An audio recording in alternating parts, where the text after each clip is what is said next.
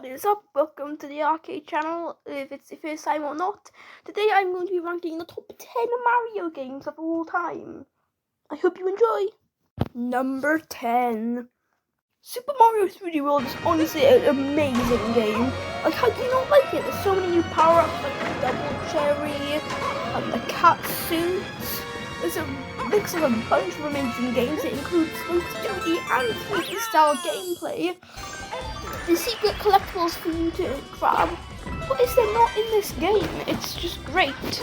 I was deciding between this or Mario 2, but Mario 2 has just become more boring for me. It's become more of a speedrunning game now. Let's playing game, and when it starts to become just a speedrunning game and I can't even let's play it anymore, it just becomes boring. So that's why I had to put Mario 3D World at number 10.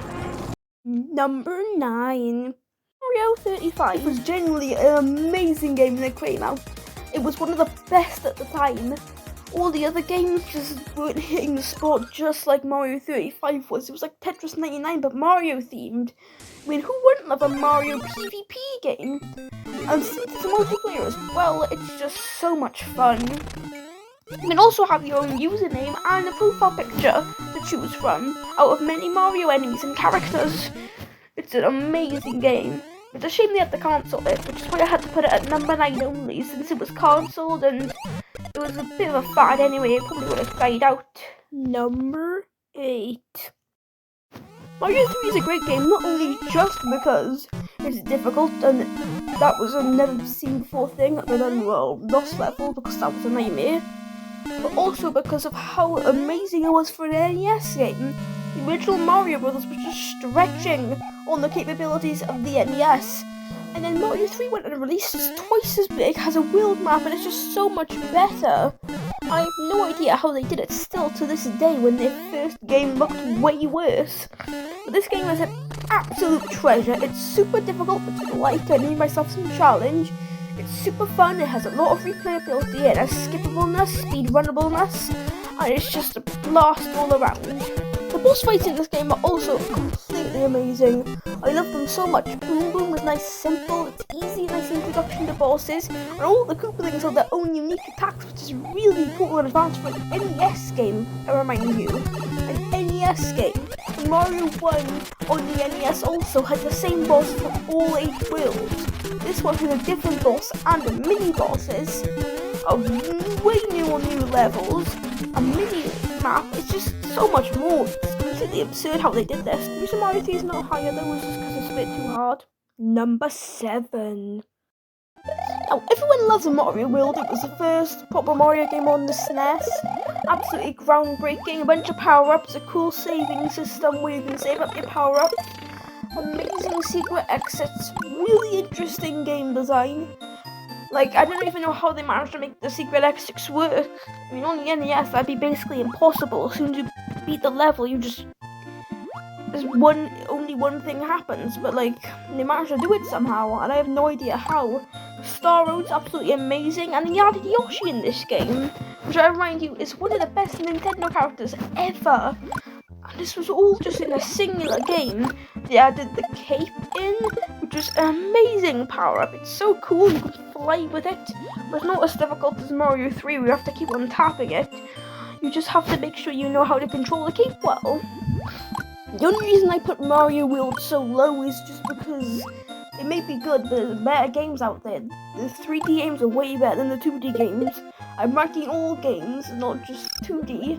If it was just 2D games, Mario World would definitely go at the top of the rankings. But since it's also 3D games, it just can't compete with the others. Number 6. Bowser's Fury is an absolutely amazing game. The feeling of being stalked, it just leaves so much dread. And it just makes you so scared that he's just going to pop out any minute. The fact he's infected with the goose so much that he can't even listen to his own son begging him to stop is such an insane concept. And the fact that Bowser has gone so large is just so cool. He feels like some sort of omnipotent force that you cannot stop, you can only delay, and that's kind of true other than the final battle, but it's a really good just mix of amazing platforming and a bit of dread inside. Oh, also, did I mention that this game's also free roam and has a free camera? Yeah, it's way better than 3D World, and it's supposed to just be a little add-on. How crazy is that? It also adds a new mechanic of Bowser Jr., who acts as a little buddy. You can make him go places and help you, he'll help you collect bits of shines and do other stuff, as well as reveal power-ups and such. It's really good mechanic. It just seems like such a good game. Number 5. Also, if you enjoyed this video, make sure to like and subscribe if you want to, that is. I also have a Twitch and a Discord link down in my about section, so check that out if you want to. And join the Discord, will make you feel nice and friendly there. And you also get a few little sneak peeks at new upcoming videos that no one else will be able to have a sneak peek at in my community. Mario Odyssey, it's a very well loved game. Amazing collectathon, a lot of replayability to get all the moons and costumes and special coins. It's great for speedrunning. There's a lot of glitches that are good for speedrunners, but you really won't encounter any bad glitches trying to play through like a normal person. I just feel like it's a really great game. It is very, very worked on, very good, nice 3D game. I just say there's a few too many moons, and a few of the moons just get a bit repetitive in my opinion. Like, there's a bunch of different moons that are literally the exact same concept but done multiple times. I mean, there's literally, crying out loud, there's 2 moons just based on doing jump rope.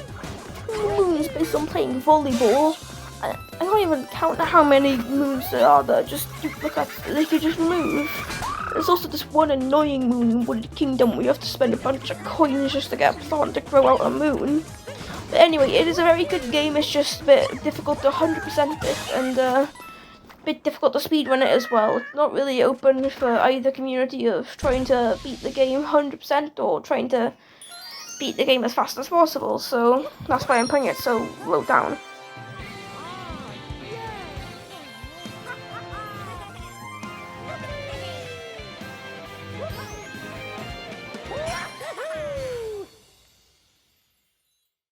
Now, I know everybody's gonna hate me for saying that Mario Sunshine is better than Mario Odyssey, and I'm insane, and honestly, it's just stupid. Mario Odyssey just has a few flaws. It's way too large for how easy it's supposed to be. Some moons are just frustrating rather than difficult. There's a fine line between being like moderately difficult and hard difficult, and then there's just above that it's just like absurdly hard. Like, it shouldn't be this hard in a children's game. Mario Sunshine is an absolute masterpiece though. It's a great game. Introduces Bowser Jr., the first Mario game on the Nintendo GameCube. A lovely 3D game. Introduces a completely new mechanic. What else is there that's good about this game?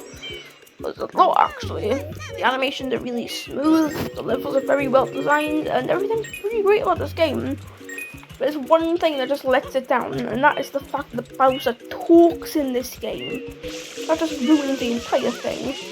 Yeah, but seriously, I just feel like it could have more potential, but some of it got wasted making terrible cutscenes that have voice acting in them for some reason, and making really frustrating levels, like the Plinko machine, which is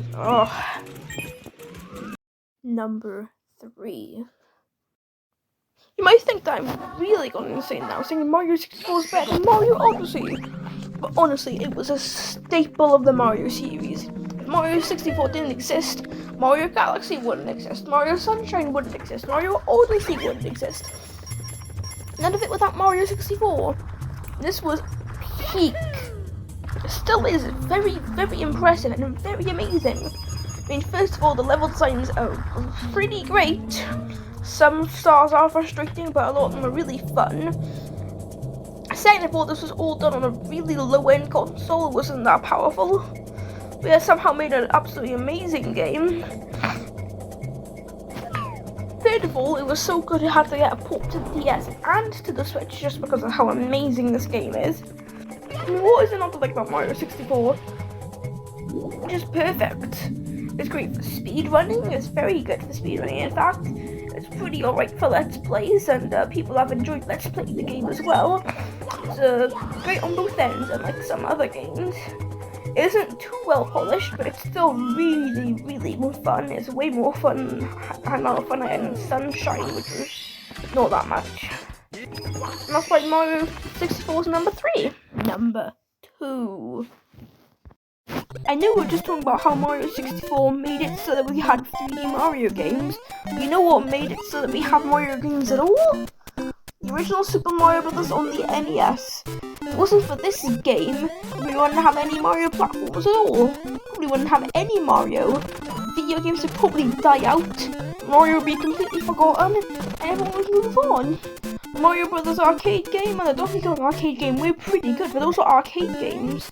And they weren't platformers. They were just basic arcade games. No platforming involved at all, apart from a little bit in Donkey Kong, I guess, if you count that.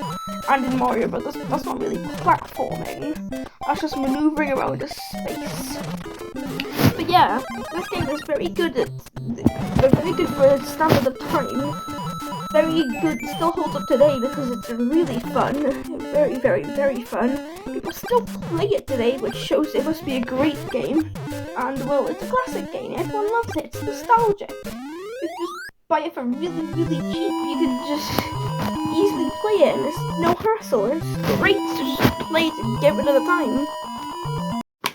And number 1 is, drumroll,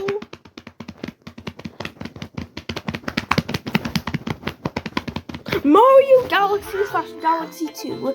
Now, there's no shock to most of you. I mean, it's a very good 3D game. It was revolutionary. Gravity system was absolutely amazing, very smart, and the reason I grouped the two together is because Galaxy 2 was literally just DLC, basically. I don't know why it wasn't DLC.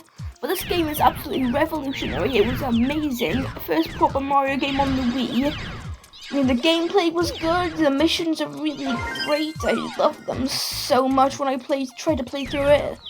I would say they were really great, very, smart, and none of them really felt like they were similar at all. From what I played, at least, I didn't get past it because it was a bit too hard for me to understand what to do. Which is another great thing. If I get to be stumped on what to do, but not in a way where it's frustrating, that's good game design. And I was very tempted to search up a guide, but I just couldn't be bothered. And that's why Mario Galaxy / Galaxy 2 was the best Nintendo game in the world. Now, like I said beforehand, like and subscribe if you like this content. Check out the Discord and the Twitch. And if you're wondering why it says part 1 in the title by there, that's because we're going to have a part 2. This part 2 is going to be on my friend's channel. I'll link it in the description and in the pinned comment. Just wait until they post the video, and then you'll get your part 2. It's going to be on Zelda games, because he's a Zelda fan and all that. He's going to be doing the entire thing. I don't know when it's going to release, but it's going to release later. So,